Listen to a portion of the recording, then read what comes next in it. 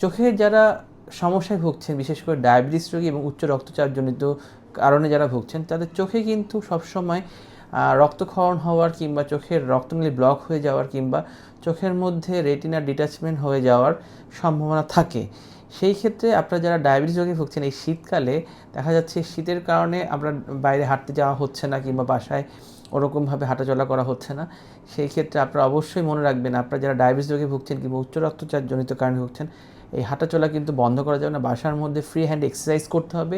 দরকার হলে আমাদের যে মিল, আমরা যেই রেগুলার যেই পরিমাণ খাবার খাচ্ছি, সেই খাবারের পরিমাণটাও একটু অল্টার করে নিতে হবে। কারণ হচ্ছিল ডায়াবেটিস যদি এই সময় বেড়ে যায় কিংবা উচ্চ রক্তচাপ জনিত উচ্চ রক্তচাপ যদি বেড়ে যায়, তাহলে কিন্তু আপনার চোখের ভিতরে যারা রেটিনাতে সমস্যা অলরেডি আছে, তাদের কিন্তু যে কোনো সময় রক্তক্ষরণ হতে পারে কিংবা চোখের ভিতরে পানি জমতে পারে। যারা অলরেডি লেজার করা আছে কিংবা ইঞ্জেকশন দেওয়া আছে, তাদেরও কিন্তু আবার ডায়াবেটিস রোগের কারণে চোখে পানি আসতে পারে এবং চোখে রক্তক্ষরণ হতে পারে।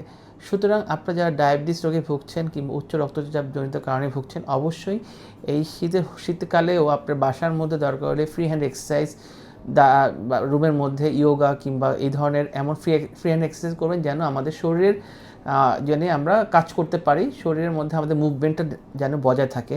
আদারওয়াইজ কিন্তু আপনার চোখে ডায়াবেটিসের জন্য ক্ষতি হতে পারে। ধন্যবাদ সবাই।